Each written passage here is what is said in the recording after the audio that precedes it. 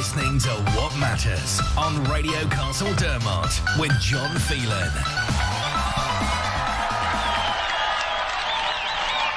Hello, and you're all very welcome to another What Matters here on Radio Castledermot.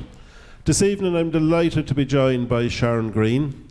Sharon is an archaeologist working with Abarta Heritage, which is a company that specialises in community heritage and interpretation.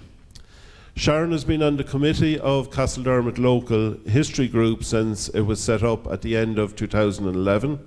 She's the current editor of Archaeology Ireland magazine, and she's carried out research on aspects of Castledermot's archaeology and has published on it, which includes the Archaeology Ireland Heritage Guide. So we're very lucky to have Sharon here with us this evening and to share her knowledge. Sharon, you're very welcome, and thank you so much for coming in this evening to share your knowledge with us and the listeners. No problem, John. It's my pleasure. Thank you. And before we start, folks, if anybody has any questions for Sharon, if you pop them up into the chat box, and we'll do our best to answer them as we go along. And I'm sure if there's any questions that we can't answer, we will come back to them again, Sharon. Yeah. If I don't know the answer, I'm always happy to go and look it up. All right. So Sharon, sure, we'll get going, and sure, will we go back to the early medieval times in Ireland? So can you tell us a bit about the monastery of Castledermot and go back that far, and we'll work our way up. Yeah, absolutely. So some people might be more familiar with the term early Christian Ireland. We tend to say early medieval now, and that's the sort of beginning of the Christian era in Ireland. So from the 5th century, when St. Patrick turned up, and within the following centuries there were churches founded and monasteries founded. Now, the early Christian monastery in Castledermot was over at St. James's, as many people will know. There's not an awful lot of it left, even though we're familiar with some of the big stuff like the Round Tower and the High Crosses, but there's not much evidence of the very, very early part of it. It's associated with St. Dermot, which is no surprise considering the name, Dísheach Diarmaide. The annals record that it was set up he founded it in the year 812.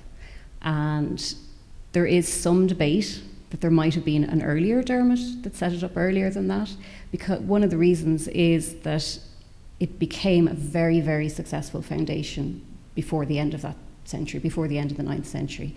The reason we know that is the High Crosses, for a start. They would have been paid for by a royal patron, probably, the O'Tooles.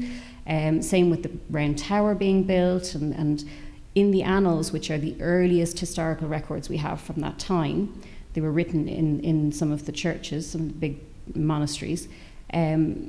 We get mentions of bishops being here and dying here, or the abbots. Just the fact that these people are being mentioned means that this was a significant religious foundation already at that time. Right, yes. Yeah.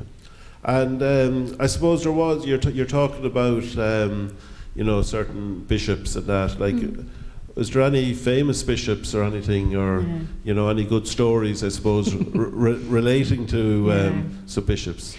It's a difficult question, because even though we have a list of maybe, I think there's about 8 or 9 named in the sources, and unfortunately we don't get much more than maybe their first name, and maybe son of so-and-so or who they belonged to. But that's just the nature of those sources. The annals started out as a sort of an annual record. Usually, this year there was a big snow, and this year there was a good crop, good harvest. And gradually over the centuries they started adding in little bits of more information as they went along, and by the 12th century they were talking about battles and describing things. So unfortunately our bishops and things in Castledermot, we don't have a huge amount of information. But I suppose one of the most important people associated with the monastery was a Munster king who is actually buried in Castledermot and buried in St. James's. So people who know the graveyard, you walk in, you walk underneath the stone arch, and on your left-hand side there's this quite sort of square block on the ground. That's actually the burial place of King Cormac MacQuillenan, who was the king of Munster at sort of the end of the 9th century. And how the hell did he end up being there? Is the really big question. So there was a tradition that was very important in early Christian Ireland, early medieval Ireland, of fosterage. So a lesser king might give his son to a more important king as a foster child, basically, to bring him up for him. And that sort of created political ties between the two, and built up this really important relationship. And Cormac, who was descended from one of the Ogenacht of Munster, was sent to the king of the Idulinga, who were nearby here, and he was educated in Castledermot by the abbot in Castledermot. So the years go by. Cormac ends up, he was a very, very holy man. He was very famous for texts that he wrote and things like that. But he also became a king in 902. And then in 908, he decided to challenge the High King Flann Sinna, who was from Leinster. He challenged him to become High King. And they met in battle out at Ballachmoon, which is just out the road here. And he actually ended up fighting against his foster brother from Leinster, who sided with the High King. And Cormac MacQuillenan lost the battle and lost his life. And he had written suggestions of places that he wanted to be buried, and the nearest one, and one that he had suggested, was to be buried beside his teacher here in Castledermot. And that's how he ended up there? That's how he ended up there. Very good, very good. And I suppose the monastery itself, like how long did that exist? And, you know, I suppose how do we know it was there, and what proof, I suppose, is out there? Yeah, I mean, it's a mixture for a place like that and that era. It's a mixture of archaeology and history. So I've talked a little bit about the annals and the historical records, and we can all, as I say, we can all see there's a church there. Some of the earliest church is probably hidden within the fabric of that somewhere. The one that's there now is much later, but the round tower is sort of 9th century date, 9th, 10th century, like the high crosses. It would have been within a sort of a circular enclosure that would have had a wall or a bank and a ditch. That's all gone. Maybe excavations and things could find it in the future, but we've found any excavations that have happened in the town haven't found any of the early Christian stuff. So it's all hidden in there somewhere. But you can imagine yourself, when a place has continued in use and it's still in use now, there's going to be layers and layers and layers and layers. Yes, of course. But it was in use. The last record of it in the annals was that it was burnt in 1106, and there's no mention of it after that. So it probably, they probably abandoned it at that stage. Right. Yeah. So it was destroyed in 1106. That's the last record of the monastery. Of the monastery itself. Yeah. And that monastery, like you said at the start, is where everyone knows where St. James's is at present.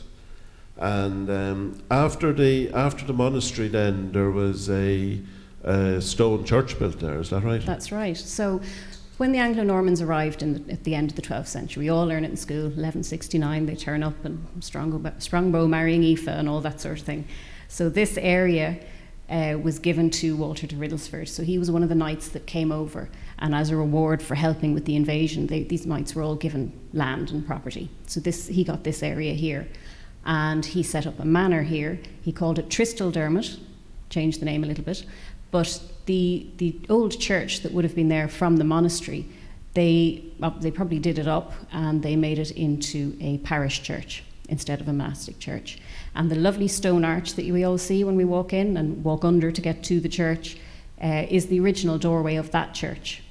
And it was quite large, as you say. That doorway is in its original position, and there used to be walls that went up to where the church is now. So it was much bigger. And then that remained the parish church basically up to today. Right, yes, yeah, because the other church, like you say, then came in place of that one. And then the tower, the round tower that's there, and the high crosses, when did they come? Did they come with that church we're just after speaking about, or was no? They came with the early Christian one. So around the time of Cormac MacQuillenan, really, when the monastery was a very, very successful place, and the later medieval church that we were just talking about, that was when they built the little passageway attached onto the round tower. So they kept it in use, probably as a belfry, even, in that later time. Yes, yes, you know. So they added that on. And over the centuries as well, the high crosses, their meaning probably changed for people. I mean, we see the two of them standing there now. I think the North Cross has nearly always, as far as we know, been standing. But the South Cross was actually found, I think, in the last, well, not the last century, the one before, 19th century, you know, in bits, and it got re-erected by, I think, Walter Fitzgerald from the castle, or his father, or somebody like that. So, you know, we think these things have been standing there and revered and important all the time. But, you know, the church, from that archway, that bit that went up to the modern church, as we see it, that when that was a ruin, it was being used as a handball alley at one point in the 1700s. So, you know, the respect hasn't always been there. Hasn't always been there, no. And just for people who have just joined us, if anybody has any questions for Sharon, please feel free to throw them up in the chat box, and we will do our best to answer them. So just talking about the high crosses, Sharon, the high crosses, I suppose they're very important. We, like you say, we have two of them here, and there's another one just out the road up in Moon. Yeah. And every high cross tells its own story, doesn't it? Well, you could argue they all tell many stories. Yes. Not all high crosses. Some high crosses are plain. There's the famous one, I think it's called St. Kevin's Cross in Glendalough. It's just a plain granite cross. But the ones like our two here in Castledermot and the one in Moon, they're known as scripture crosses, because all the pictures that are on them, well, not all the pictures, but a lot of the pictures on them will actually depict Bible stories and stories from saints' lives and things like that. So, you know, you've got famous things like the loaves and fishes, and off the top of my head now, you've got characters from the Bible like King David playing his harp and things like that. So they're very well studied, and there's some fabulous examples around the country. Considering these ones are granite, it's quite amazing the details that they've managed to get, you know, and that they've portrayed it all so well, you know. Yes, we have a question in, Sharon, and wondering, was there or are there east and west crosses in St. James's? Yeah, that's a really good question. So traditionally, at many sites, you would get a north, a south, an east and a west cross. So we all know that the north and south crosses here, they're the famous ones. We do have the base of a west cross. So as you walk in, people will walk past it. It's plain, it's not decorated, and it's just on your right-hand side before the archway. And so that we know there's a west cross, so there may have been an east cross. Where it is now, it could have been destroyed at some point. You know, Cromwell's lot came through here, like many places in this country, so they could be responsible. But it could also be buried somewhere in the graveyard and just hasn't been come across. Yes, very true, very true. I actually know somebody who, from Sligo, who travelled around Kildare and different parts of the country looking at high crosses and trying to predict the stories that are in them. Now, what he was actually looking for was see if there's any dogs on them. He was doing a project on where dogs actually turn up. There are a few. There are a few, especially if people go in and look at the South Cross. I love the scene on the bottom facing west, which is all these animals. It looks like somebody herding a load of different animals, and there's a pig and a goose and whatever, and one of the animals is walking the wrong way. I just think it's really charming. I can't remember if there's a dog on this one or not, but you get similar scenes on some of the other crosses. Yes, and I'm pretty sure there's one or two dogs. Yeah. He did tell me there was none in Castledermot, so I don't know whether that's true or not true, but that's what he was telling me. The wall towns. Yeah. And we might have a chat about them. And Castledermot was a walled town, and you might just tell us a bit about what a walled town was, and was there many of them in Kildare? Yeah. So walled towns date from the medieval period. So I mentioned earlier about Walter de Riddlesford, the knight who was given this part of the country, and he set up a manor here. And that manor then developed into a town. And this is what a lot of the knights did, because the world they came from, you know, had more sort of urban settings. They set up their towns. They actually brought people in to live here, so it wasn't just locals. They brought people from England and so on. And before I forget, I always find it fascinating, especially considering your sponsors. the first named person from Castledermot is mentioned in one of the guild rolls in Dublin from around this time, and his name was Reginaldus Carnifex de Tristeldermot, and that means Reginald the Butcher from Tristeldermot. Oh, so our very first good. citizen was a butcher. I always like to say that. A descendant maybe of O'Gorman. Exactly, you never know. you never know. But Castledermot, or Tristeldermot as they called it then, it seems to have quite quickly become a significant little town. So it was on the routeway, importantly, between Dublin, which was obviously a big Anglo-Norman centre, to Kilkenny and even down to Waterford and over to Cork. Okay, so it was on this important roadway. And because of that, it started to become quite important as an administrative centre. So the way they ran things in those days, they had, these big meetings with all the lords that come together and trying to manage this difficult country with all these difficult Irish people who made their lives very hard all the time. The first parliament, or the first meeting to be called a parliament, took place in Castledermot, and that's the first one in all of Ireland and Britain. It took place here in June of 1264. Really important event. It wasn't representative like modern parliaments. There was lords and representatives of the church, and they were battling out some particular question. But because events like that were starting to happen here, the town needed to be defended. It needed to be a secure place.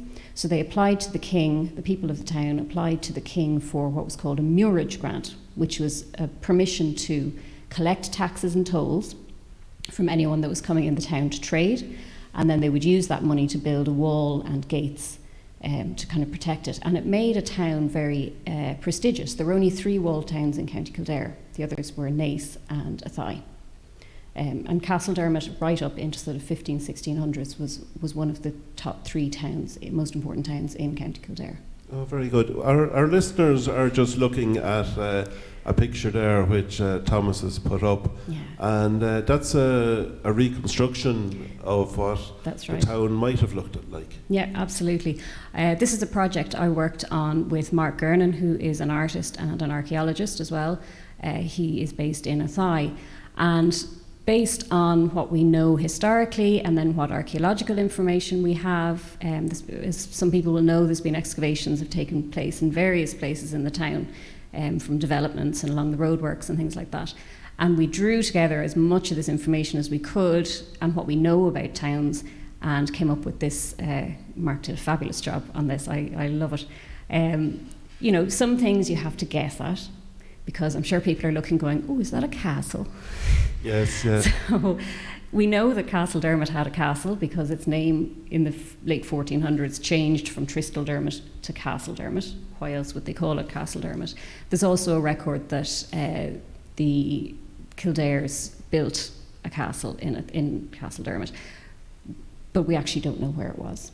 But the best guess is, once again, O'Gorman's Butchers, thereabouts, or maybe just across the road from it. So for the sake of the drawing, that's where we decided to put it. And the building that you'll see across the road from it, which is roughly where the Leinster Arms maybe is actually, it looks a bit like a church, but that's actually meant to be the building where the Parliament is maybe meant to have taken place. Because somebody said a couple of 100 years ago that a parliament took place in this place, so it was as good a place to put it as any. Yes, yeah. And I suppose we can see on that picture as well, Sharon, the actual wall going around. Yeah. And I suppose as good a time as any to talk about the entrances. Yeah. As we can see there at the bottom of the picture, we can see one of the entrances. That's right. So was there many entrances on the town? Because I presume they had to be protected. They would have been. So we know there's 3 named entrances. The one we're looking at the bottom of the picture is Carlow Gate, which everybody's familiar with because the name is still used. At the top of the picture you have Dublin Gate, which is around the Dales pub, around there. And the other end, just north of the Friary, was Tullow Gate. So people coming into the medieval town would have come in through Dublin Gate, up at the top there, they would have walked down the main street and come to the market square where it widened out. And this is a typical design for an Anglo-Norman town. And the main road to Carlow was out Carlow Gate, and that was always the main road through the town, coming down the main street and then veering to the right. But at some point then, in more recent times, the Tullow Gate became the more important route. Get the right, mix up my words, to get to Carlow instead. Yeah. All right, and I suppose, Sharon, what proof have we got that the town was a walled town? Mm-hmm. And I know, as part of the history group, you actually did a lot of research into this. Yeah, no, we did. I mean, first of all, you have some historical records, so that's great. We have the only remaining upstanding bit is that big lump of wall at Carlow Gate. That was, and you can see it there, that was part of it, what would have been a gatehouse. So there would have been an archway, it would have come across the road, and there's a bridge there, obviously a little stream runs underneath it. So we have that. Also, if people walk along the grass there beside Carlow Gate, and it's easier seen maybe in winter, but along the far bank of that stream, there's various big rocks and stones, and they're a little bit of evidence of the foundations of the wall. And across the road from that masonry in the field now, where they're building at the moment, running across Scannon's Field, when they were testing, doing archaeological testing there for a planning application, they found the foundations of the wall running up there. And there's been, when they excavated as well down the main street, that held up the traffic for years. Yes, I'm sure everybody remembers that a few years ago. They found evidence of the wall up at Dublin Gate and down at Tullow Gate as well. All right, yeah. So we know it's there. We know it's there. It's not. It's not just guesswork.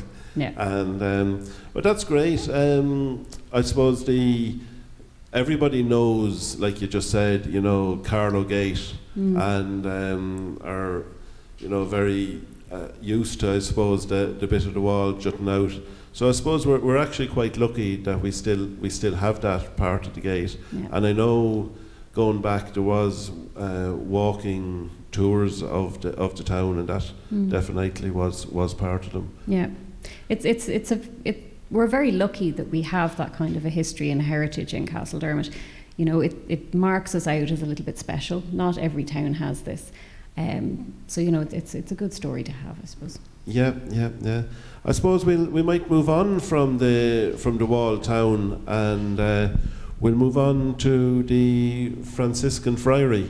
I suppose it's probably one of the largest structures, I suppose, that's left, and one that no matter who goes through Castledermot will actually pass it. Yeah.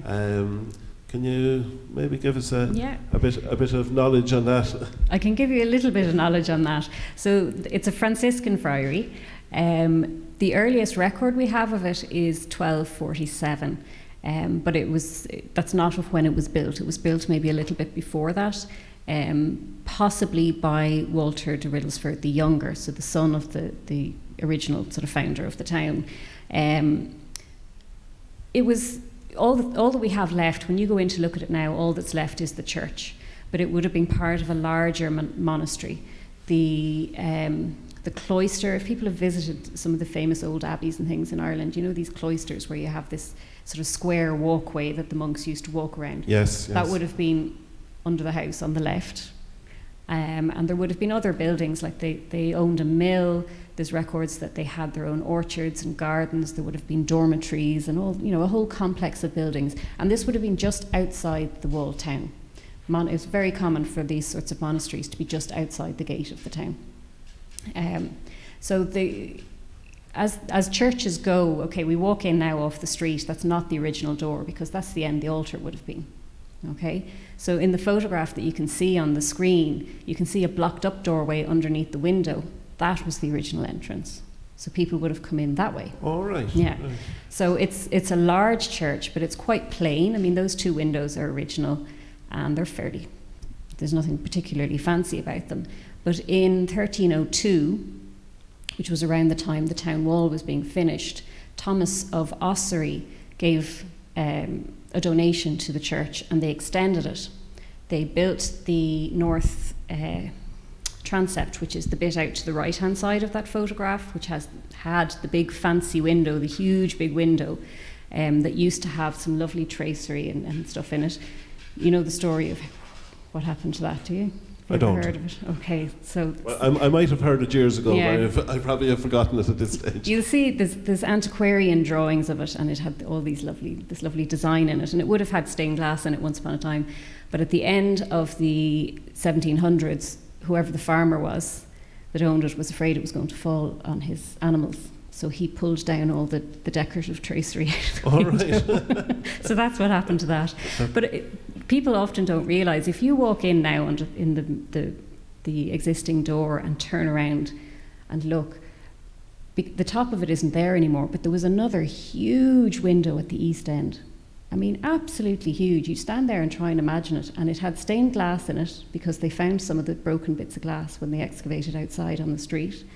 And I just sometimes imagine on a sunny morning, the sun coming in that window. I mean, it must have been absolutely stunning. Yes, yeah, and that would have been behind the altar. So that would have been in behind the altar. Right. Yeah, exactly. So the transept, which is the bit that was added on the north side, and where the north window is that I mentioned that got pulled down. An interesting feature in there is there's little sort of chapels along the right-hand side under these three arches, and in the middle one, people will be familiar with the cadaver effigy. So it's this grave slab. It's now raised up on a kind of a plinth, and there's these two bodies depicted on it that are quite sort of rotted away and a bit skeletal, and there's a couple of strange animals along them and things like that. Yeah. So these things are fascinating. That's it there. It's called a cadaver effigy because cadaver is the word for dead bodies. And the whole point of it was to remind the person looking at it that, you know, you're mortal. This is going to happen to you one day. So you better behave yourself.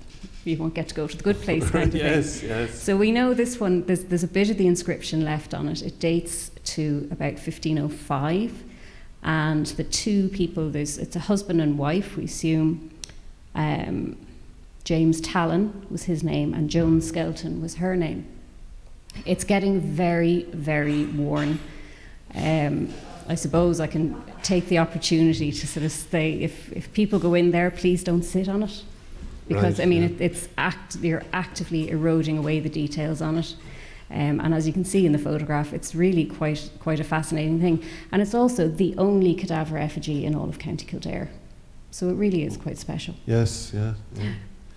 I suppose, Sharon, you know, we're talking about, you know, all the, you know, the built heritage that we have here in Castledermot, and I'd say a lot of our locals, you know, don't know half the history, probably don't know a quarter of the history, and so getting this information out to them is great. And it's also, I was speaking to a few people over the weekend, and they said that they were looking forward to tonight's show, because they haven't actually heard anything about the built history since they were in school, like, so it's, Yeah. you know, it'll refresh a lot of people's memory as well. Yeah, no, it's great to have the opportunity to do it. I mean, the history group is very active. I have to say that they're all doing a fantastic job, but you can't just present the Castledermot story, the archaeology, all the time, as much as I'd love to. Yes. But I do come back to it every now and again, and I'm hoping maybe this year in Heritage Week I might do another tour. I haven't done one for a while. But there is loads there, and I'm always finding things out. I continue my research whenever I have time and trying to figure out a bit more of the story. You know. Yes, yeah. And I suppose we know, just to move on from the Abbey, like a lot of people know about the Abbey. They know about St. James's. They probably know about St. Dermot, the High Crosses, the archway that's down there. But I suppose the lesser known site, for the want of a better word for it, is up the square tower, as we always refer to it as when we were growing up, which is just up the top of the town. Just I think it's in Clowry's Garden, if I'm not mistaken. Yeah. Could you tell us, you know, where that originated and you know, what is it? Yeah, so that's another monastery from the same time as the friary. Again, outside the town gate, so this time outside Dublin Gate. It's a belfry, so a bell tower that belonged to the monastery. Once upon a time, like I said, for the other one, there would have been a whole complex of buildings. There would have been dormitories and a church and all the rest of it, and burials and everything that goes with these things. We know the foundation date for this one was, I'm trying to remember now, is 1210. I know I had it there somewhere. So this one was 1210, and this one, I think, was built by the original Walter de Riddlesford and his wife. And that wasn't uncommon for a lot of these knights. They came in, they got their land, they built their towns, they got all successful. And then towards the end of their life, you see a lot of them founding monasteries. So I don't know, was their conscience beginning to get to them or something like that. But the interesting thing about this one, the difference with this one, so this is of St. John, and it was a hospital. And it's actually believed there's one reference that suggests that this was a leper hospital. So they would have, because leprosy, did exist in Ireland at that time. All right, yes, yeah. Yeah. And was there some reference up there to a Shakespeare character? I love this story. Tongue-in-cheek, yes. Right. Tongue-in-cheek, yes. So when I first started reading about Castledermot, I moved back to the area, 17, nearly 18 years ago, and I started reading. And at that time, the only really comprehensive article was one that was written in the Journal of the Kildare Society, dated back to 18-something. And it had loads of stuff about it. And then there was this one sentence that just said, Stephen Scroop died of the plague 1409. So I was like, okay, that's nice. Who's Stephen Scroop? Haven't a clue. I know John McKenna was always intrigued by that name, and he's used it for various things. But a few years ago, I started to do a bit of proper research on him and try and figure out who, he must be somebody to be mentioned in the records. But yes, I have to figure out who the hell he is. So when I started looking into him, it turned out that he was the Deputy Lord Lieutenant of Ireland at the sort of beginning of the 1400s.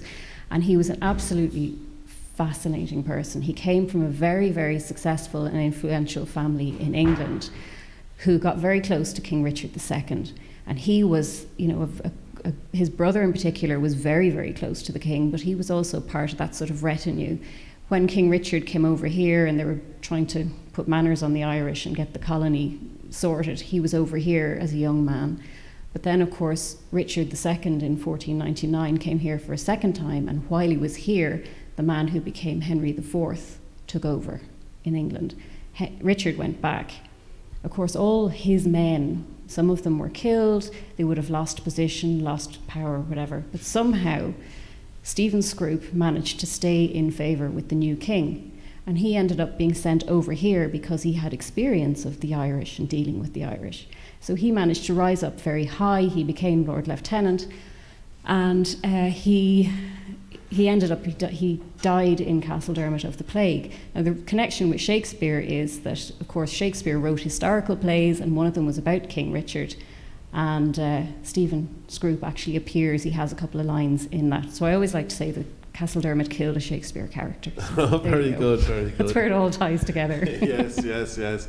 And I just see a message up there from Lisa. Lisa is one of our listeners in Newfoundland, and Lisa came over and visited Castledermot before Christmas, and she said she really enjoyed going around and visiting the ruins. Brilliant. So it's that's somebody who has no connections with Castledermot. Well, she has now through Radio Castledermot. Yeah. And but for somebody like Lisa to come and to be able to see all this history that we have is absolutely brilliant. And I suppose if there's one thing, and I know like you say, the history group are doing great work, but I suppose Castledermot, we need to get ourselves out there on the map more, don't we? It's again, the history group has been doing great stuff with that. Around not long after we set up the history group, we managed to join the Irish Walled Towns Network, which is part of the Heritage Council, and that was brilliant. We getting a lot of support and advice, and grants. Yes. Well, the all-important grants for Yes. doing research, so things like a couple of geophysical surveys we did, but also things like our medieval festival that we ran, which must be 10 years ago now. You know, and any other events like getting the High Cross exhibition set up down here in the community centre and things like that. So there are ways and means, there is a lot of support out there, and we can use the heritage as a really, really good hook for promoting the town.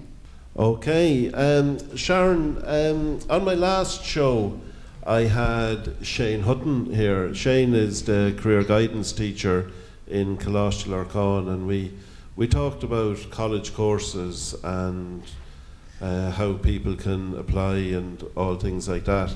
So you're an archaeologist, and maybe you might let our listeners know if they have a son, daughter, grandson, granddaughter sitting at home who might think might like to take a path down that road. How to go about it?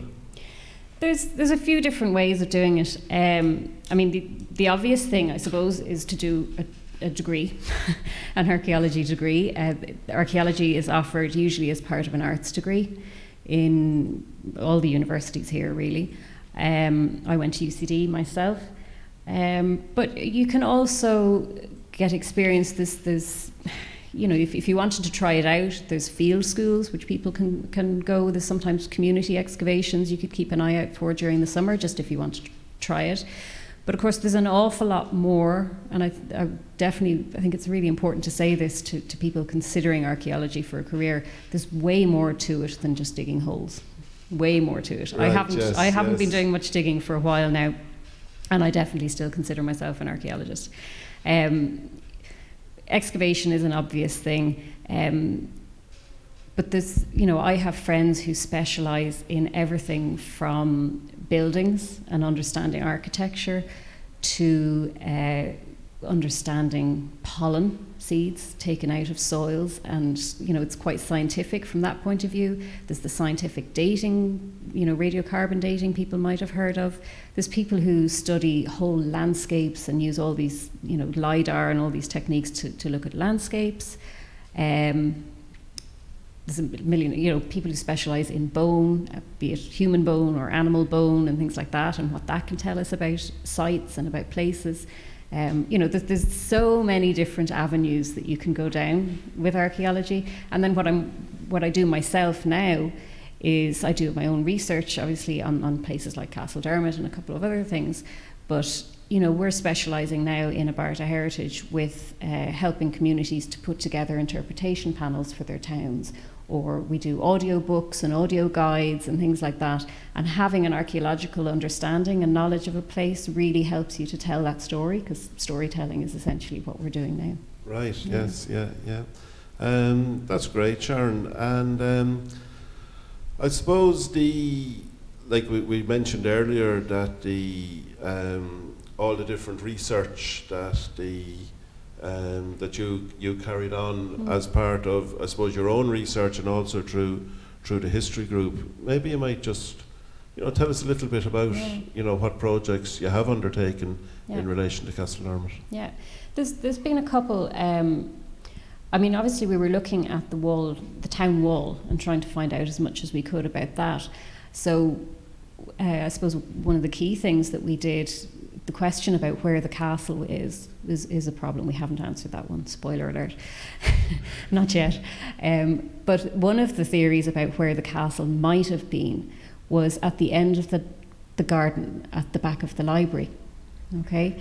Because when you look at the boundary at the back there, on maps, the wall kind of, or there's no wall there for all of it, but where the boundary came up, it kind of kicked out about 10 metres and went along and then kicked back in. So one of the theories was, well, maybe does that because there was a building there or a castle there. So we got a grant from the Heritage Council to carry out what's called a geophysical survey, which looks at what's underneath the ground. And if there had been the foundations of walls or anything like that, it would pick that up. Or if there was a big ditch or something going across there, it would have picked that up. But it didn't pick up anything like that. So it means that the wall just, for whatever reason, kicked out at that point. We still don't know why. But at least we were able to answer the question that, well, no, that's not where the castle was. So we've discounted one of the possibilities. Yes, yeah. I suppose then we'll just move on to something new and something else that before we go to give out our prize, and that just something new that the local history group are going to do. And I know it was mentioned, I think, at your last talk last Wednesday, and it just went live out on your Facebook today. And Lily was here just before we went on air, and we were talking about it, and it's in relation to memory cards. Yeah, it's a lovely idea that was brought into the committee. So it's kind of sad that they're starting to go out of use. In memoriam is what we're calling the project, but memory cards, people are tending to write on rip.ie and the condolence books, and they won't necessarily get the cards.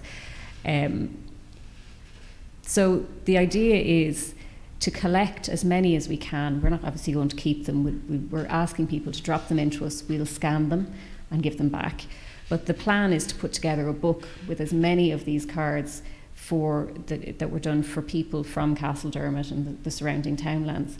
And it's a lovely way to sort of remember that tradition, and also to remember all the people from the area that have passed over the years. An absolute great idea. And I know, and I was just telling you off air, that my sister was home, and we spent, I think it was nearly 3 hours up in my mother's going through all memory cards that she has, and she has ones that she collected herself, plus she has all ones from my grandmother. Yeah. And we might get inundated with them. It could be a very fat book. Yes.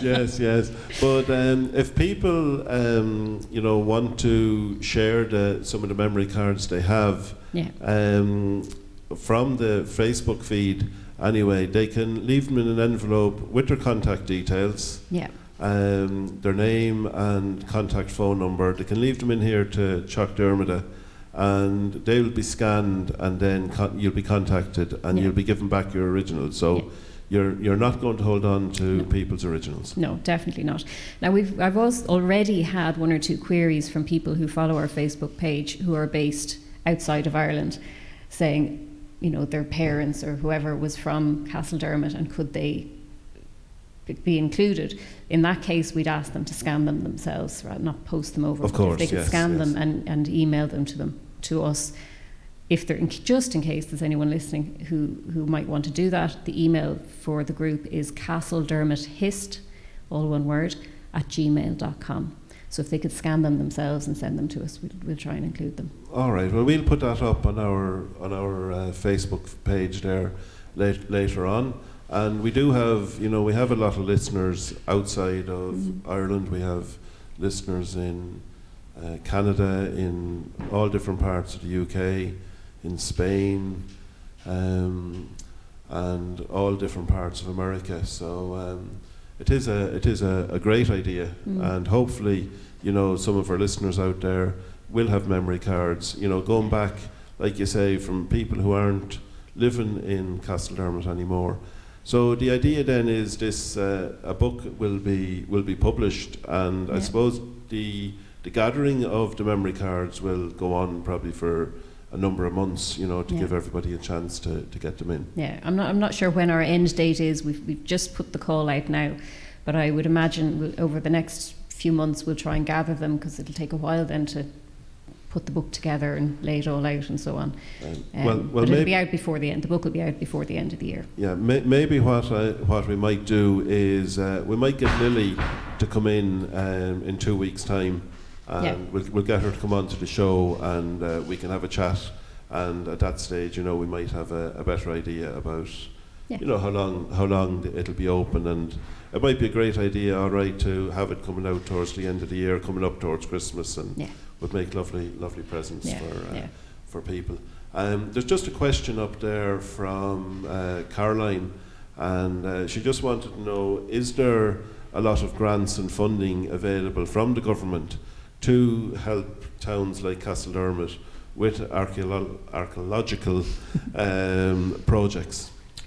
It's not bad at the moment. A lot of the heritage funding that has been around for the last number of years is available through the Heritage Council. They obviously are funded by the government, and that will support all sorts of things like research, like geophysical survey that I talked about, and things like that, and a certain amount of conservation work, conserving the old buildings. And in the last, is it 2 years now, the government itself has had what's called the CMF, Community Monuments Fund, which is for communities to, again, do conservation, big conservation jobs on, ruined churches and things like that.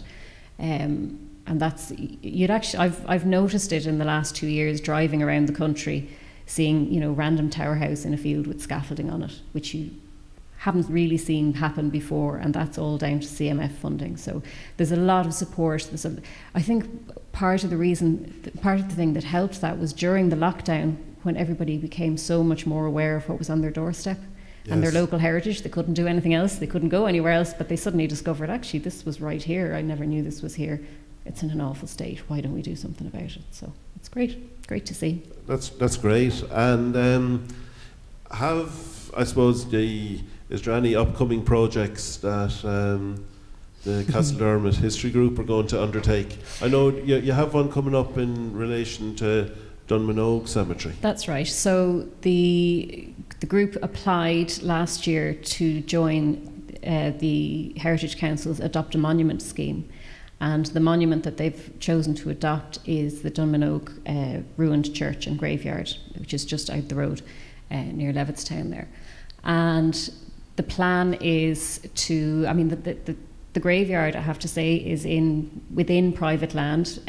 Barry Ashmore is the farmer. He's very happy to facilitate going in and out. It's not open to the public for people to just wander in. You are going across working farmland. But the long-term plan is to get the ruins there conserved. At the moment, they're just covered in ivy and they're in a very dangerous condition. And but also to learn as much as we can about it, to try and make information about the site accessible. It might not be always accessible. There'll be times when it can be visited, but maybe to do information panels and do things where people, if they want to know something about it, it's easy for them to find out. All right. Yeah. That's great, Sharon. And I just want to thank you, Sharon, again for coming in. You're definitely a mind of information, as the saying goes. And just going on the response up there from our listeners, they're all delighted with the show tonight and sharing of your knowledge. So thanks a million again, and we'll more than likely have you back again to talk about something else. If you're nice to me. No, it's great, John, and it's really nice to have an opportunity to tell people about it, because people are genuinely interested. And I'm aware it's not always obvious where you can go to find the information out, so I'm always happy to help. All right, thanks again, Sharon.